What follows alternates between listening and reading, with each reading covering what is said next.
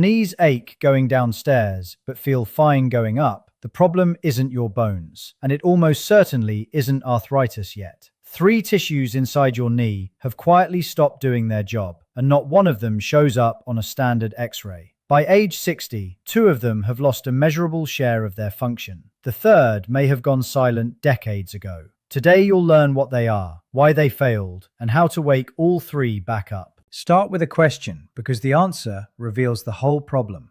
What is your knee, actually? Most people picture two bones meeting, like a door hinge, bone on bone. And when those bones start to hurt, the assumption is obvious. The hinge is wearing out, the parts are old, nothing to be done but manage the pain until replacement. That picture is almost entirely wrong, and it's the reason so many people give up on knees that could have been saved. Your knee is not a hinge. A hinge is rigid metal pivoting on metal. Your knee is a living, fluid-filled, self-lubricating, self-sensing joint where the bones never actually touch. Between them sits a cushion. Around them sits a fluid system. Inside the ligaments sit thousands of tiny sensors feeding your brain a constant stream of data. When your knee works, all three of those systems are working silently in the background. You never think about them, and that's exactly the trap. Because these three tissues fail quietly. No alarm, no sharp warning. They don't have the nerve endings to scream the way a pulled muscle does. By the time you feel pain, the damage has often been building for years, and you blamed your age when you should have blamed neglect. Here's the part that should reframe everything. A 2015 study in osteoarthritis and cartilage found that age-related quadriceps weakness may actually help cause knee osteoarthritis, not the other way around. The muscle failure came first. Some researchers still argue about the exact sequence, but the direction is striking. In many people, the knee didn't wear out and then weaken. It weakened, lost its support, and then wore out, which means the real damage may be reversible if you know which three tissues to target. Let's start with the tissue that controls everything and gets blamed for nothing, the muscle around the joint. Your knee does not support itself. It is supported by the quadriceps, the big muscle group on the front of your thigh, acting like a set of guide wires on a tent pole. When those wires are taut and strong, they hold the joint in perfect alignment. They absorb shock before it ever reaches the cartilage, and they slow your leg down with control. When those wires go slack, the pole wobbles. Every step sends an unbuffered jolt straight into the joint. Here's the mechanism that explains your stairs.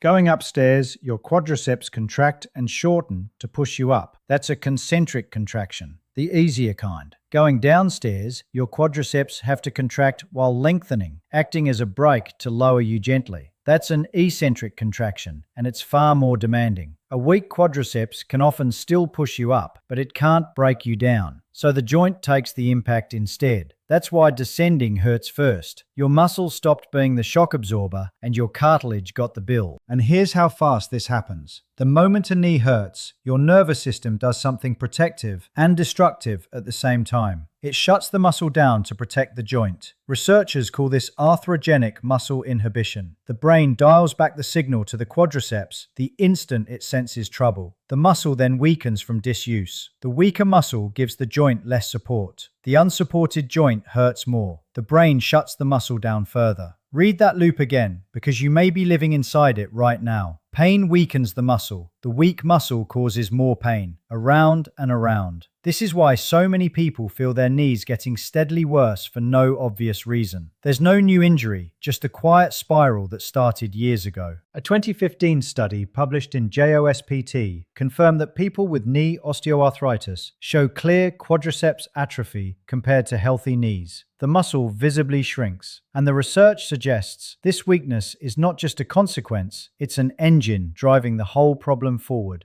Now think about what this means for the standard advice you've been given. Rest it, stay off it, take it easy. Every one of those instructions tells the muscle to weaken further. Rest feels like protection. In the long run, for a knee, it's often the opposite. It deepens the very inhibition that's starving the joint of support. This is the first silent tissue and the most fixable. But the quadriceps doesn't fail alone. It's connected to a second tissue, deeper inside the joint, one that has no blood supply at all, and survives only by a mechanism so strange that most people refuse to believe it when they first hear it. What that tissue needs to stay alive is the exact thing you've been avoiding. Inside your knee, capping the end of each bone, is a layer of cartilage, 2 to 4 millimeters thick, about as thick as 2 stacked credit cards. It is smoother than ice on ice. It lets your bones glide instead of grind. and it is one of the strangest tissues in your entire body because of what it lacks. Cartilage has no blood vessels. None. It has no nerves and no lymphatic drainage. This is confirmed across the medical literature. Articular cartilage is avascular, meaning blood never reaches it. Stop and consider how bizarre that is. Every other living tissue you own is fed by blood. Your muscles, your skin, your organs, all plumbed into a network of vessels delivering oxygen and nutrients and carrying away waste. Cartilage gets none of that. So how does it stay alive? It's fed by movement. Here is the mechanism, and it's the most important thing in this section.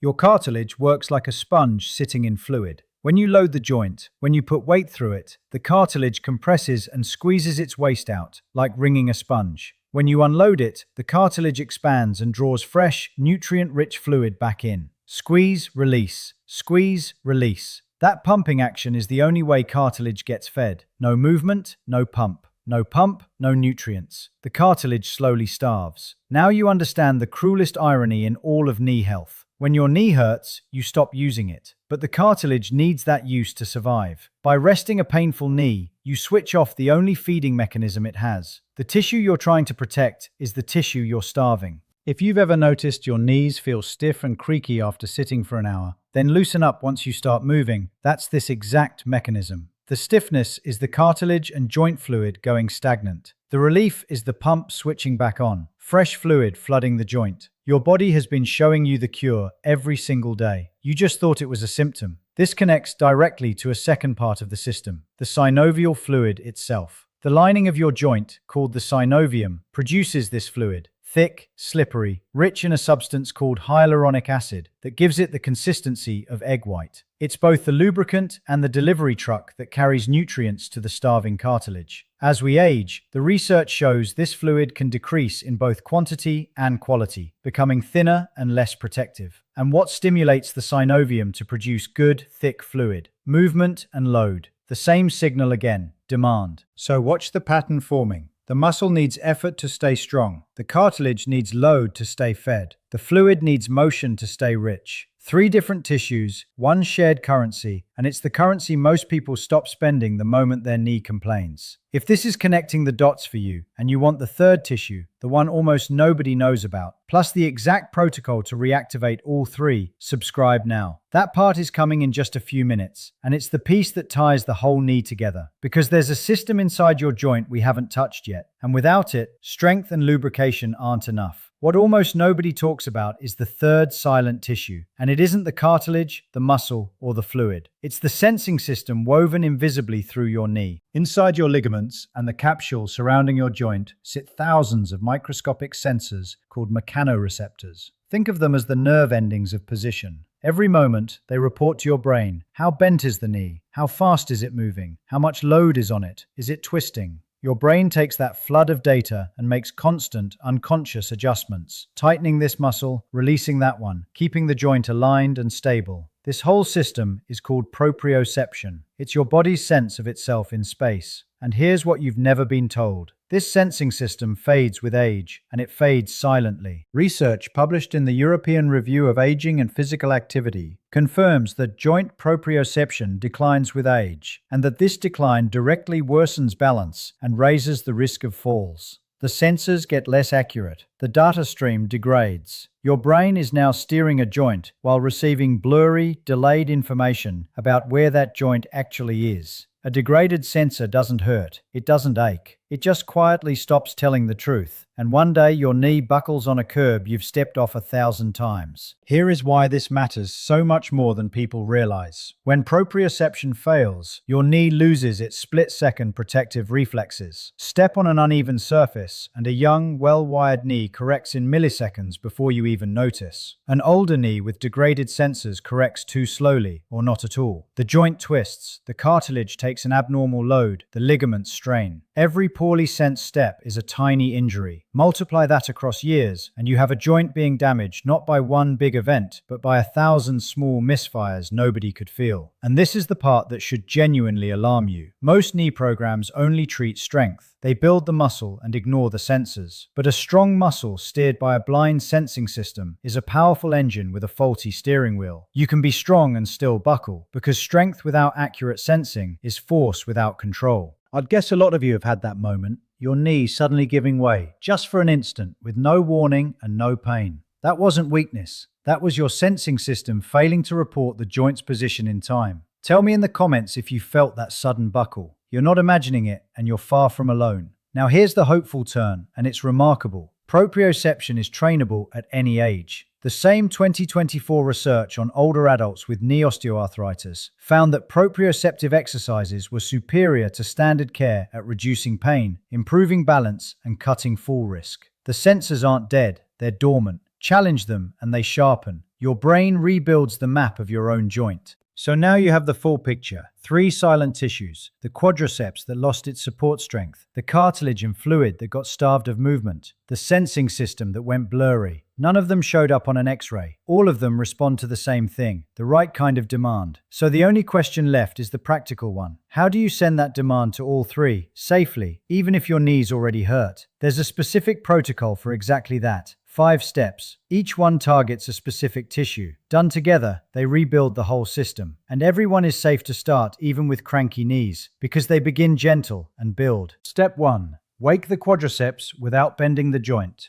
Sit in a chair, straighten one leg out in front of you, and squeeze the top of your thigh hard, holding for 10 seconds. Do 10 on each leg. This is called a quad set, and it directly counters arthrogenic muscle inhibition. It rebuilds the brain-to-muscle signal without loading the painful joint at all. This is your starting point. Master it first. Step 2. Train the eccentric brake. Remember, going downstairs hurts because your quadriceps can't lower you under control. So train exactly that. Stand and lower yourself slowly into a chair over a count of 4. Then stand back up normally. 8 to 10 repetitions. The slow lowering is the eccentric work that rebuilds your shock absorber. Why it works. It restores the braking capacity your joint has been doing without. Step 3. Pump the cartilage. Movement feeds the tissue, so give it gentle, repeated motion with little load. Seated, swing your lower leg slowly back and forth through its comfortable range, 20 to 30 times, several times a day. This is the squeeze and release pump that drives nutrients into your starving cartilage and stimulates fresh synovial fluid. Why it works. It switches the feeding mechanism back on, the one that resting shuts off. Step 4. Rebuild the sensors. This is the step almost everyone skips, and it's the difference maker. Stand near a counter for safety and balance on one leg for as long as you can, up to 30 seconds, then switch. When that gets easy, try it with your eyes closed. That forces the joint sensors to work without help from your vision. Why it works. It directly retrains the proprioceptive system, sharpening the position data your brain depends on. Step 5. Load the joint while standing, progressively. Once steps 1 through 4 feel solid, add shallow standing squats, going down only a few inches, holding a counter, and slowly increase depth over weeks. This loads all 3 tissues at once. It strengthens the muscle, pumps the cartilage, and challenges the sensors under real weight. Why it works. It's the integration step, where the whole system relearns to work together. If even one of these steps was new to you, hit the like button. It tells the algorithm to put this in front of more people who've been told their only option is to wait for a knee replacement. That single tap might save someone years of pain. And here's the proof it works. Dr. Maria Fiatarone Singh, whose strength research at Tufts University helped change how medicine views aging, has long shown that progressive resistance training restores strength and function in adults well into their 80s and 90s. The tissue responds. It always responds when you finally ask it correctly. Start gentle, build slowly. Be patient through the first few weeks, because the sensors and the muscle signal take time to rewire. But they do rewire, at any age, in a joint you may have already written off. Step back and see what's really been happening to your knees. For decades, you were told a story about wear and tear, that the joint is a part with a lifespan, grinding down toward an inevitable end. That story made you rest and protect and avoid, and every act of protection quietly starved the 3 tissues that were keeping you mobile. It was never just wear and tear, it was disuse, dressed up as age. I want to hear from you. Drop a comment below. When did your knee trouble start, and what were you told was causing it? Your story might be the one that helps someone else recognize the spiral before it deepens. And test yourself right now, gently and near something to hold. Can you stand on one leg for 10 seconds with your eyes closed? Most people over 60 can't, and that single test tells you more about your knee's future than almost anything on a scan. Let me know how you did. Here's the truth underneath all of it, the line worth keeping. Your knee didn't wear out. It was waiting for a signal you stopped sending. 3 silent tissues: the muscle that holds the joint, the cushion that's fed only by motion, the sensors that steer you through every step. None of them are gone. All of them are listening, and every one answers to the same simple thing, which is movement asked of them on purpose. Share this with someone whose knees have started to slow them down. They've likely been told the wrong story, and this is the correction. And if you haven't subscribed yet, you should. What's coming next is something I've spent months researching, and it will change how you think about your own body. Your knees are still listening. The only question is whether you'll start the conversation again.